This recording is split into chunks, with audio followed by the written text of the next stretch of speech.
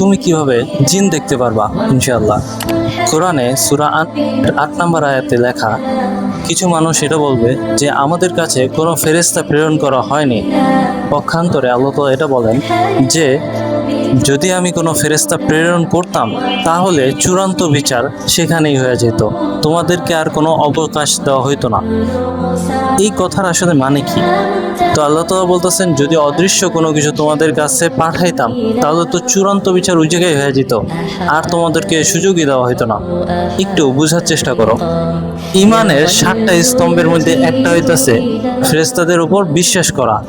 আমাদেরকে ইমানদার কি কারণে বলা হইতেছে? কারণ আমরা অদৃশ্যের উপর বিশ্বাস আনছি আলহামদুলিল্লাহ। এই জন্য যদি মনে করো যে জিন জাতি, যে জাতিরে দেখা যায় না, সেই জাতিটা অ্যাভেলেবেল আশেপাশে ঘোরাফেরা করতো, মানুষকে মাঝে মধ্যে দেখা দিত, মাঝে মধ্যে দেখা দিত না, তো প্রতিটা মানুষ বিশ্বাস করতো যে এরকম কোনো জাতি যেহেতু আছে যেগুলো অদৃশ্য, যেগুলোর ক্ষমতা আছে, যেগুলো কেরামতি কইরা দেখায়, তার মানে আল্লাহও আছেন।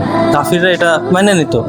বিশ্বাসের এই পরীক্ষাটা আসলে এরকম যে কোনো প্রমাণ না পায়া তোমার বিশ্বাস করা লাগবে ইনশাল্লাহ। কেন? কারণ আল্লাহ তাআলা বলছেন এই জন্য।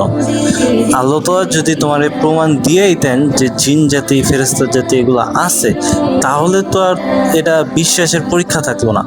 তাহলে হয়ে যেতেছে যে তুমি যা দেখতেছো ওইটাই বিলিভ করতেছো তুমি, এরকম।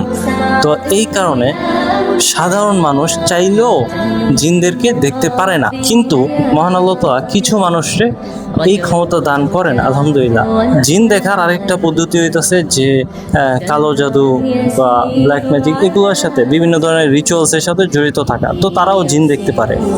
আসলে জিনদেরকে দেখার পরেও মানুষের পরীক্ষা স্টার্ট হয়। কেমন পরীক্ষা?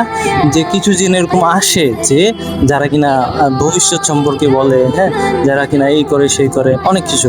তো এগুলো আল্লাহ তাআলা তাদেরকে পরীক্ষা করতেছেন যে তার ঈমান কি ঠিক থাকে কিনা, সে কি ওই জিনের কথায় বিশ্বাস করে নাকি আল্লাহ তাআলার উপর ভরসা রাখে।